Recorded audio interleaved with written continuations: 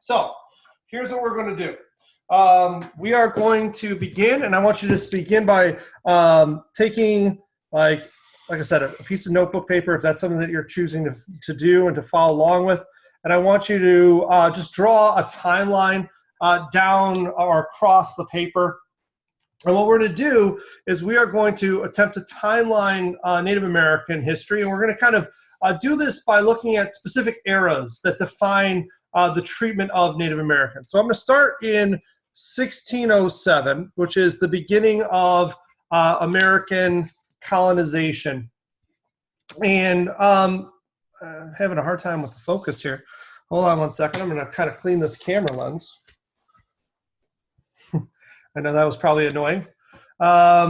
There we go. Oh, much better. So much better. Okay. So here's what we're going to do. So we're going to start in before 1607. It is important to realize that prior to 1607, what defined, obviously, Native American relationships was, for the most part, the Columbian exchange.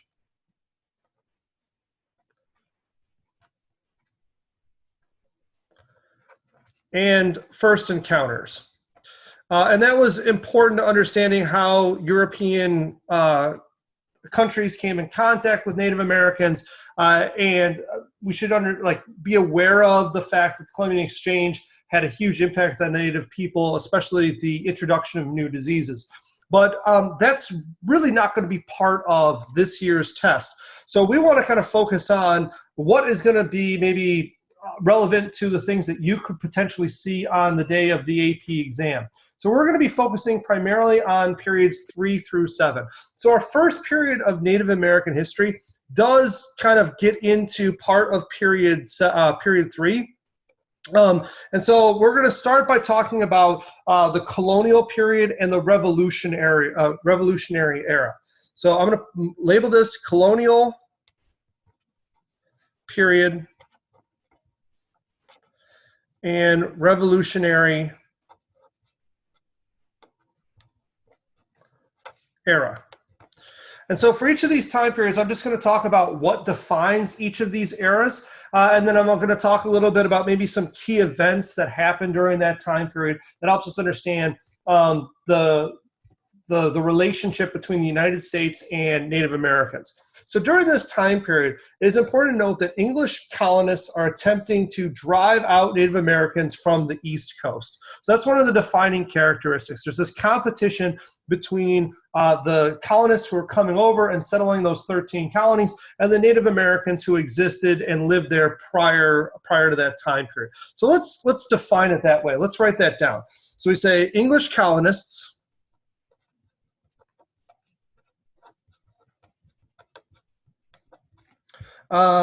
attempt to drive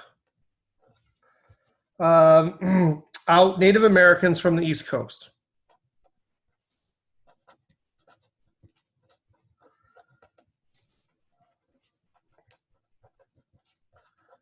And so if you remember right, obviously the European countries that were coming over all dealt with Native Americans differently. You know, the Spanish, they oftentimes enslaved Native Americans. We talked about the encomienda system. The French traded with them. And the English, they usually stayed separate from Native Americans and then pushed them off that land, believing that the land should be owned by themselves. And so we see a number of different things happening during this time period.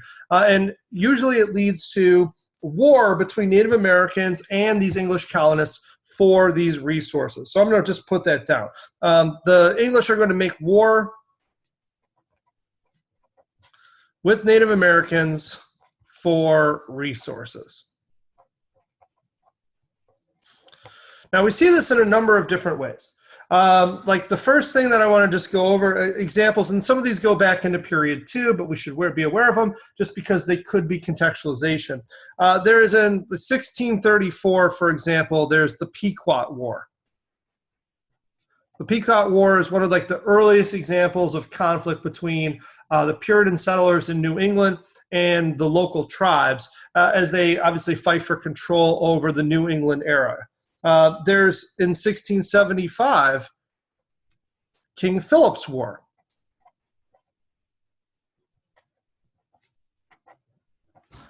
Which was mainly for control over the New England region. The English end up winning that war and driving Native Americans out. And then you've got more recently into the time period that we need to be aware of. So now we're hitting into period 3. You've got in 1754, the French and Indian War.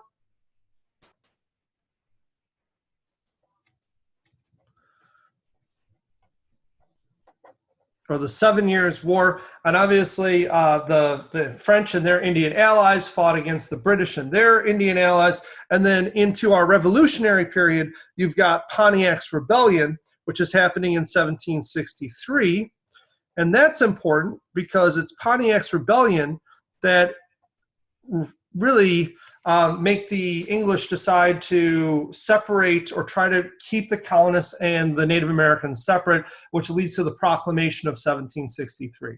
So throughout this period, what's happening is that the Native Americans are, for the most part, being driven out of the East Coast, past the Appalachian Mountains, by English colonists. And then once they are past the Appalachian Mountains, that area, at least initially, becomes Indian territory, and the English claim these lands for themselves. Now, Indians do fight, Native Americans do fight in the American Revolution on both sides, but when it's all said and done, we form this new government, and it's important to know that that new government doesn't include Native Americans. So we want to kind of move to our next time period, which begins in 1790. And we're going to go from 1790 to roughly 1830. We call this the era of early treatment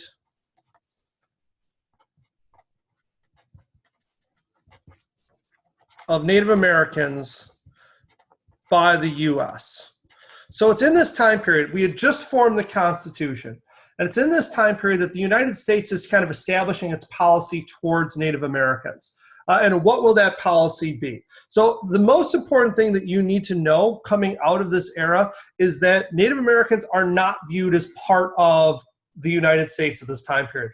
In fact, they are considered to be a foreign entity, and we have to know that. It's definitely something that you should write down because Native Americans are viewed as a foreign power, and therefore when we talk about foreign affairs in the United States, our relationship with Native Americans is part of that story.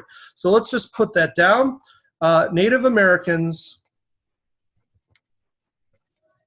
are viewed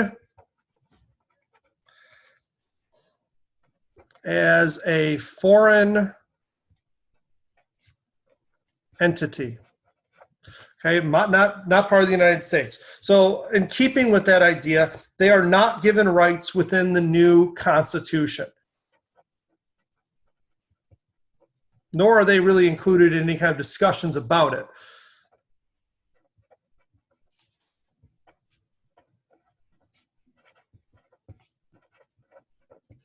Okay, so what is America's policy? How do we, under George Washington, he's the first president, and he has to kind of decide how America will deal with Native Americans. And in general, the U.S. policy during this time period is to fight with Native Americans over control of lands in the West. And we talk about the Western lands, we're really talking about the Northwest Territory, areas like Ohio, Indiana, Illinois, Michigan, Minnesota.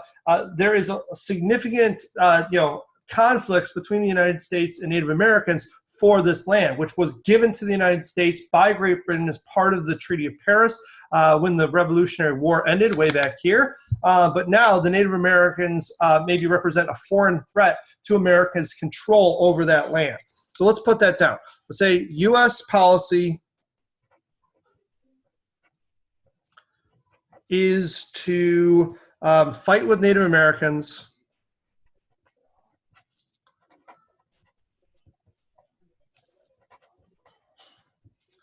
for control of Western lands.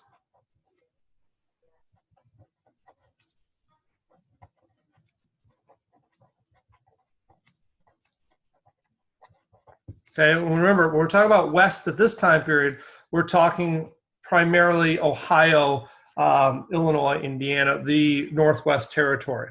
Now, there are some events that we can be aware of that demonstrate this policy during this time period. So really big is like obviously the Battle of Fallen Timbers early on during George Washington's presidency, but then following the Battle of Fallen Timbers is the Treaty of Greenville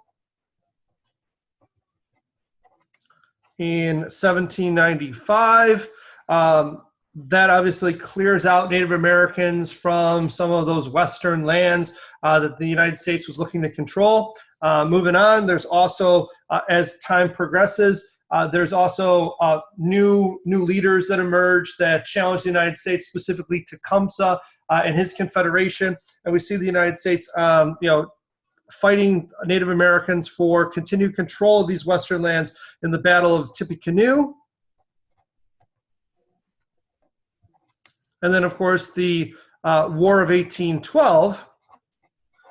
If you remember right, Tecumseh and his confederation side with the British during the War of 1812. And so part of the War of 1812 is for greater control over these western lands. Okay, so that takes us, that's our next era. So we've got first era is the colonial period. Then we've got early treatment of Native Americans, where they're being established as a foreign entity. They're not considered part of the United States. And America is really trying to fight for control of these resources in the West. The West being the Midwest today. So that takes us to our next era that we need to know, and that is from 1830 to around 1851. And we call this the era of removal because in this time period, the United States is starting to emerge as a more powerful country, and we see them switching their policy to being one where they're actually systematically beginning to remove Native Americans from lands east of the Mississippi River and push them into territories beyond the Mississippi, where a lot of Americans think that they'll be left alone and it will maintain peace between Native Americans and the United States for years to come. That does not prove to be the case, but that was at least some of the thinking at this time period. So what we have here in this era is you got Native Americans are removed from lands east of the Mississippi River.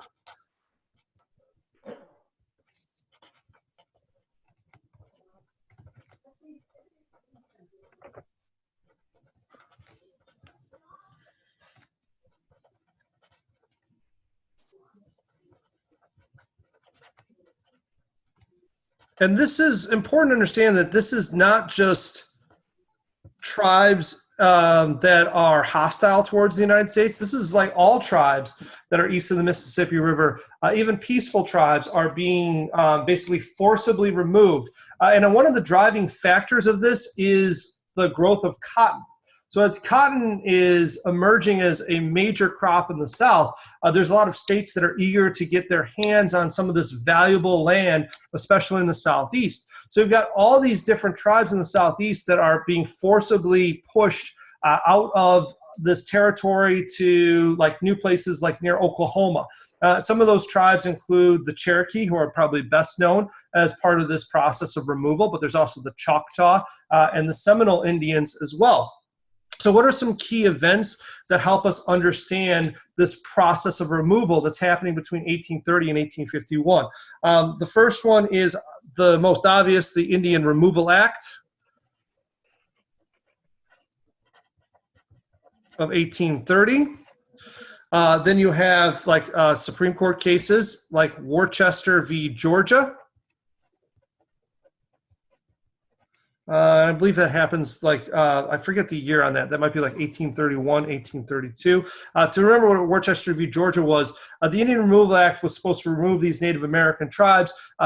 The Cherokee actually challenged that in the courts. That court case went all the way to the Supreme Court, in which the Supreme Court actually ruled in favor of the Cherokee. But if you remember right, Andrew Jackson, our president at the time, refused to enforce that decision. And so with the president not siding with the Supreme Court, you see the Native Americans being removed, and that leads to the Trail of Tears, which occurs by 1838, which is under Buchanan, but really it's Jackson who kind of sets the stage for that. Okay, so if we go back, like this is where we're at so far with Native American history. These are the first three major periods that we want to talk about, from colonization to early treatment of Native Americans and then removal. Something new is happening in 1851, and I want to kind of discuss that. Okay, so just take a look here. I'm going to move on to another page here where I'm going to go through really two new and major periods to the development of the West. And then I'll also talk a little bit about Native American history in more of the modern era. So I'm going to take this off, and I've got a new sheet of paper here. And once again, just like I did, I'm going to draw a timeline down my sheet of paper. And I'm going to start in 1851 where we left off. And our periods that we're going to be working on, for the second part of this lecture, is going to be 1850 to 1880.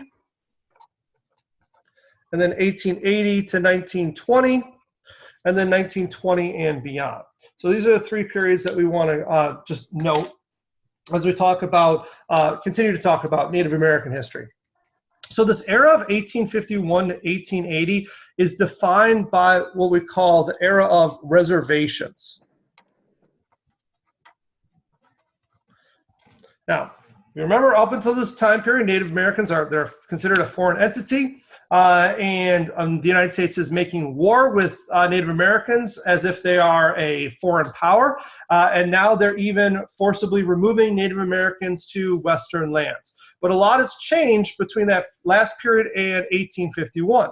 By 1851, the United States has significantly expanded its territory. So this is now after the California gold rush. This is after we've gotten the Mexican cession from the War of Mexico. Texas has become part of the United States. The United States has significantly increased the amount of land that it has.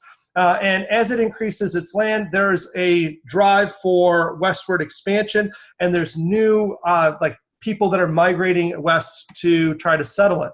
Now, as people migrate west, it creates new tensions, and we want to be aware of that. So the biggest thing that defines this era from 1851 to 1880 is that Native American, the official policy of the United States becomes to start placing Native Americans on reservations. And these reservations are going to get smaller and smaller and smaller over time. So I'm going to put that down. Native Americans are placed on increasingly smaller reservations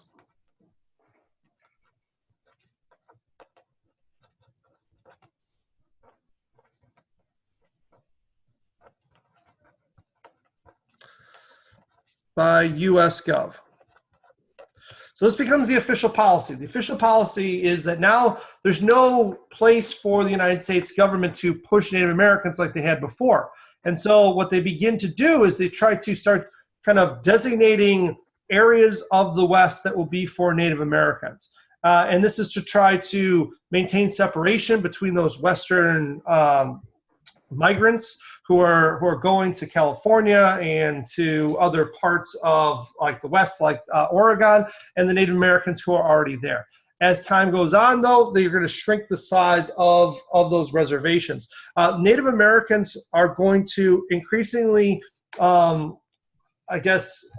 resist this reservation process, largely because a number of treaties that they sign in this process are broken. Trust between the United States government and Native Americans quickly deteriorates. And so Native Americans and the United States government are going to fight a series of wars for control over this Western land and to force Native Americans onto these reservations that are being established. So I'm going to write that down. Native Americans are going to resist reservations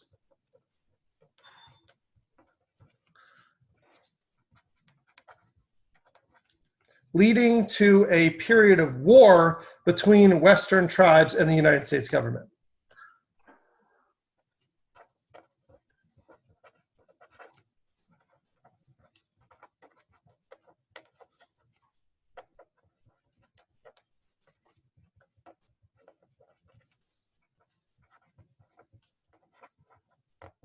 Okay, So this is a time period where we see the government forcing Native Americans onto these reservations, but the reservation policy being resisted as well.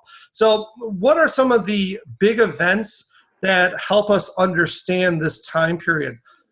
So like one of the most important events that you need to know associated with this, I'm going to zoom here, okay, is the Treaty of Fort Laramie in 1851. It looks so nice out.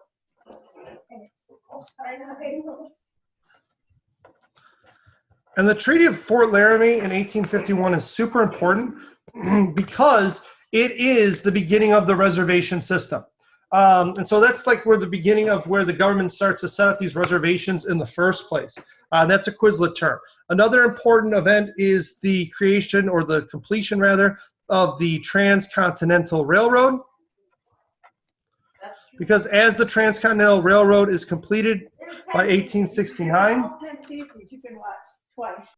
so as the Transcontinental Railroad is completed by 1869, what it does is it brings more and more settlers out west, which is going to increase those conflicts, and it's also going to make the government start to seek shrinking these reservations into smaller parts of land. In 1868, we see the second Treaty of Fort Laramie, and this is important because in this treaty, this is, like I said, 1868, the government promises to provide more to Native American tribes as they're putting them on these reservations. So the government agrees to provide them with medicine, food, education, to make up for the fact that obviously they are going to be restricted in the number of resources that they have. There's also some great examples of wars that are happening, lots of different examples of conflict that's going on. So like during this time period, you got the Sand Creek Massacre. You also have the Fetterman Massacre. There's several different eras of wars between, for example, the Native Americans of the Sioux tribe especially and the U.S. government. Probably the best example of war during this time period would be the Battle of Little Bighorn.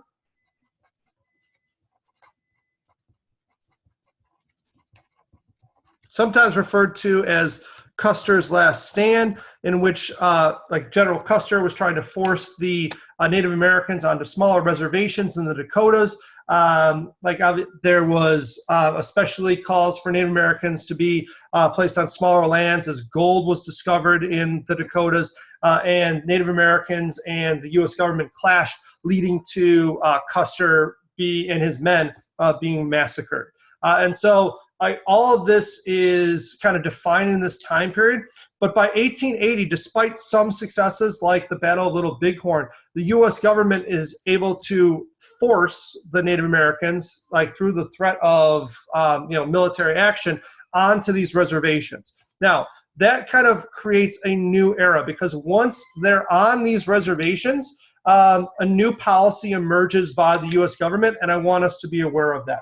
So the U.S. government's policy between 1880 and 1920 becomes a policy of what we call assimilation.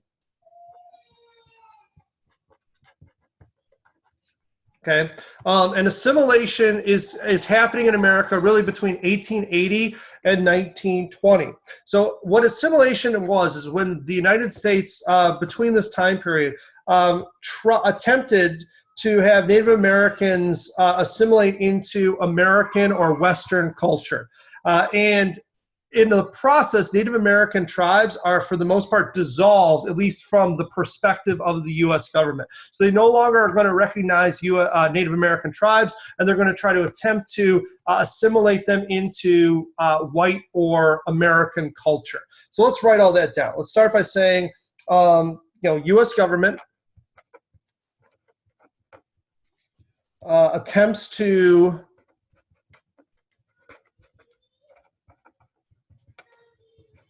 assimilate Native Americans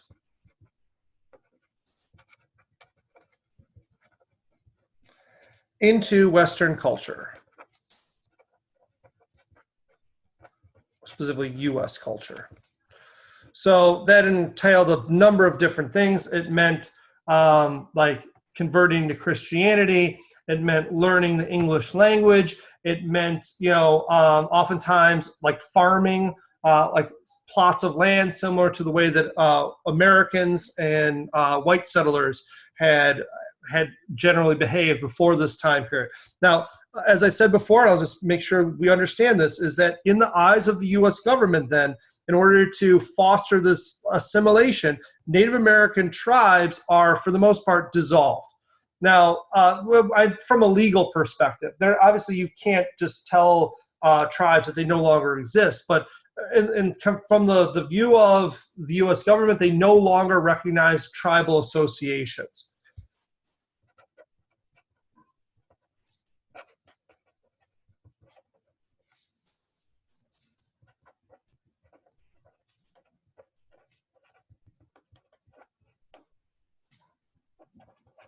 Okay, so what are some events that demonstrate this? There's some key events here that you need to know that kind of demonstrate this process of assimilation. So it kind of begins with the creation of something called the Carlisle School. And the Carlisle School was a school that was set up to teach Native Americans to be more like white Americans. I'm going to zoom in here so we can see this a little bit better. And the Carlisle School was established in 1879, and it basically took young Native Americans off of tribal lands and tried to teach them to be more like convert them to Christianity, teach them English, teach them like how to farm and do industrial skills that were more in line with the way that they white culture was operating at the time period. And like this was kind of part of that process of assimilation that was happening. The other thing was a book that was called A Century of Dishonor, written by Helen Hunt Jackson in 1881. And A Century of Dishonor, Helen Hunt Jackson kind of chronicles the mistreatment of Native Americans prior to this time period. And ironically, in an attempt to try to rectify those wrongs in the past, the people of the time period feel that the best way to right those wrongs is to create a path for citizenship for Native Americans, but in order for them to gain that citizenship, they have to abandon their culture. And so you have to understand this. Remember, this is an era of ethnocentrism, white supremacy, and so there was this kind of cultural superiority of Americans during this time period that was driving this process of assimilation. We see this go even further with the Dawes Severalty Act.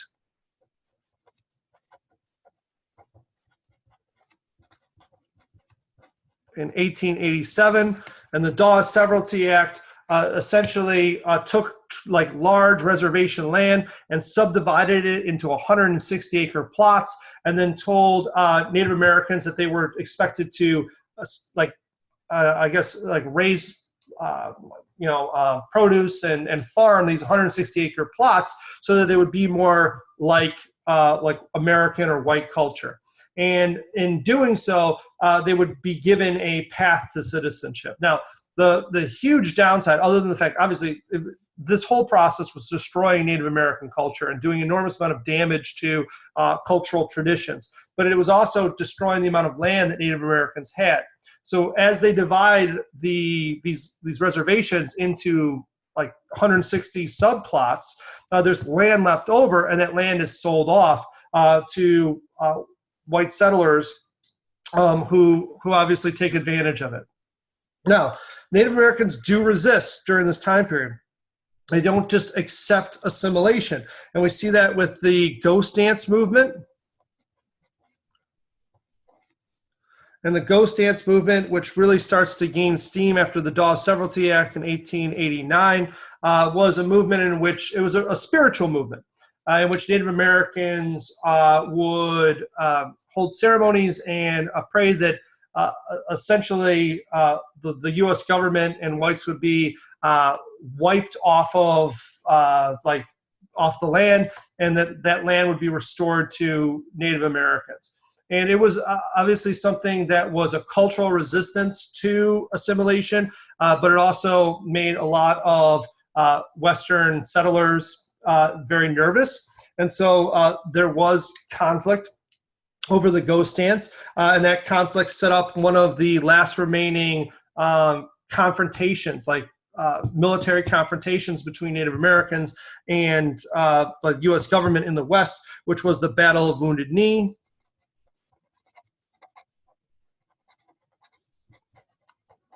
Which occurred in 1890.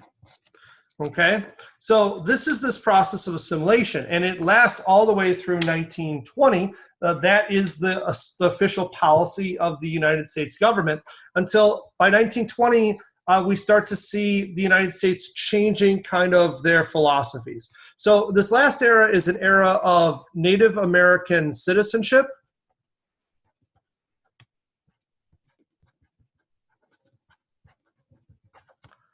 And increasing rights.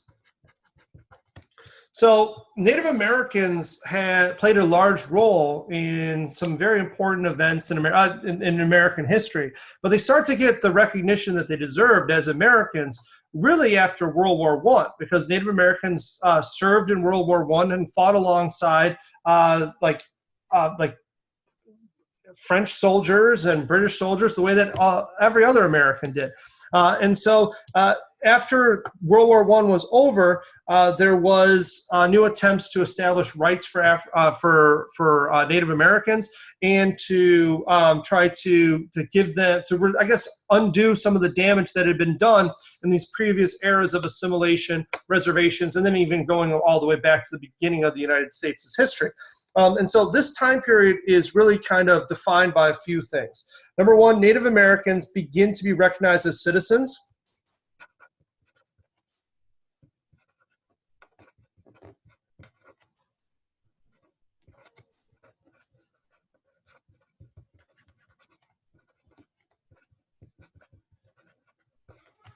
And we start to see new civil rights movements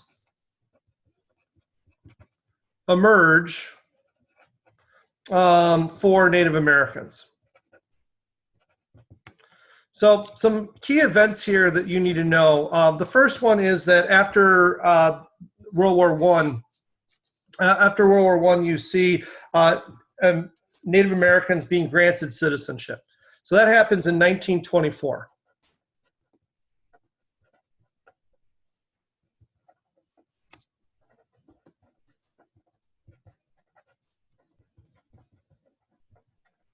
So a large part of Native American history is that Native Americans had historically been viewed as outside of the United States. And we start to see that changing now in this period after World War I.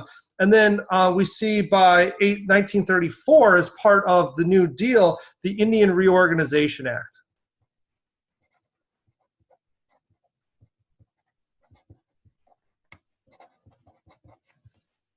Which is in 1934. I'm going to zoom in on this so we can see this a little bit better.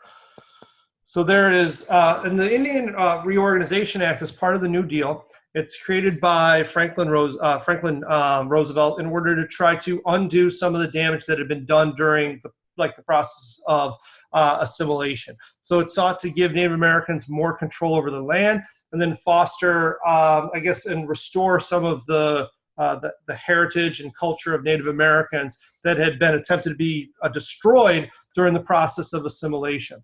Now, this sets the stage for growing civil rights movements for Native Americans, which happened in Period A. So the same way that there is a civil rights movements for African Americans and for, a second wave feminism, for example, for women, there is by Period 8 after World War II, a very strong movement for more Native American rights and for greater, I guess, independence and cultural recognition that still continues to this day. So this is Native American history in a nutshell. Obviously, there's a lot I'm not covering, but this is just a general overview of kind of what was happening from really 1607 to the end of the periods that we have to know, which is 1945. So, like, if you do have any other questions, please let me know. But understand that you could easily get a Native American question on the day of the AP test. Or it's important to understand that like Native American history will be are part of so many other stories that we're going to encounter in this class. So being aware of how this story intertwines with the growth of American democracy, the creation of the West, the Civil War, the New Deal, those are things that you need to be aware of.